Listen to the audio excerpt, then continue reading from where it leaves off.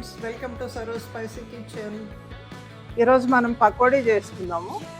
దానికి కావాల్సినవి ఒక ఉల్లిపాయ తీసుకున్నాను. ఇవి ఒక 5 పచ్చిమిరపకాయలు.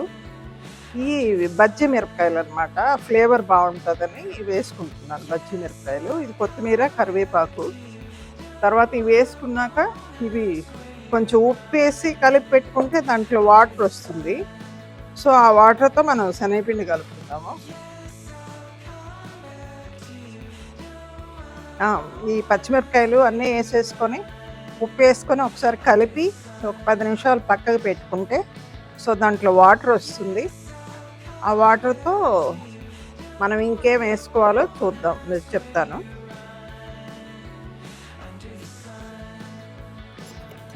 ఉప్పు వేసాను, ఒక 3/4 టీ స్పూను. ఇలా కలిపేసుకున్నాము.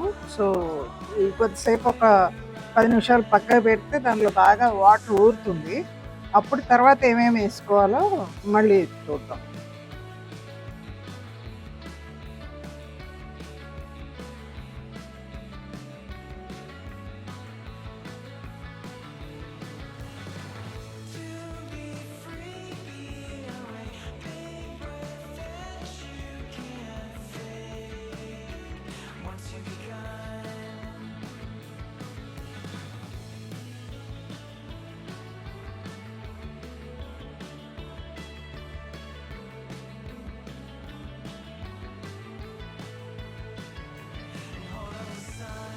ఉల్లిపాయ, పచ్చిమిరపకాయ, ఉల్లిపాయలు 2, పచ్చిమిరపకాయలు ఒక 5, కొంచెం కొత్తిమీర, కరివేపాకు, అల్లం వెల్లుల్లిపాయ, కొంచెం గరం మసాలా, ఉప్పు, పసుపు, కారం. పసుపు ఎందుకంటే దీనికి కలర్ వస్తుందని పసుపు వేస్తాను.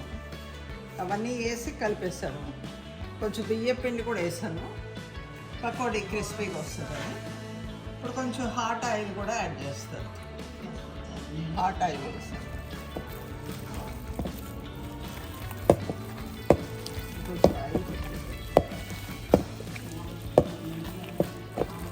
ఇప్పుడు మనం ఆయిల్ పెట్టుకుందాం స్టవ్ మీద.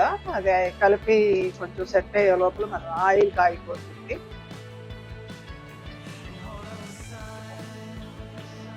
ఇప్పుడు ఆయిల్ వేస్తాం. ఆయిల్ సరిపోతుంది. మనకి 3 కప్పుల దాకా శనగపిండి పట్టింది. దీనిలో కలిపేసుకున్నాము. ఇంకా పకోడీలు వేసేసుకున్నాము. ఒకటి సంతేసి చూడు,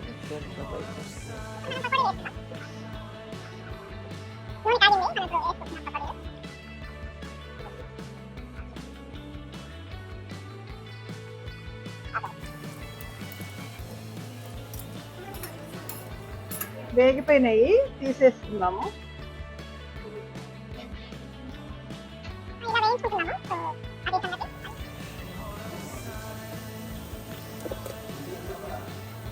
తిని చూసాను, పకోడీ చాలా బాగా వచ్చింది. మీరు కూడా ట్రై చేసి మీకు ఎలా వచ్చిందో నాకు కామెంట్ పెట్టండి. నేను అన్నిటికీ రిప్లై ఇస్తాను. Please like, share and subscribe. చాలా బాగా వచ్చాయి పకోడీ. మీకు ఎలా వచ్చినాయో ట్రై చేసి నాకు కామెంట్ పెట్టండి, నేను రిప్లై ఇస్తాను. Please like, share and subscribe my channel. Thank you for watching.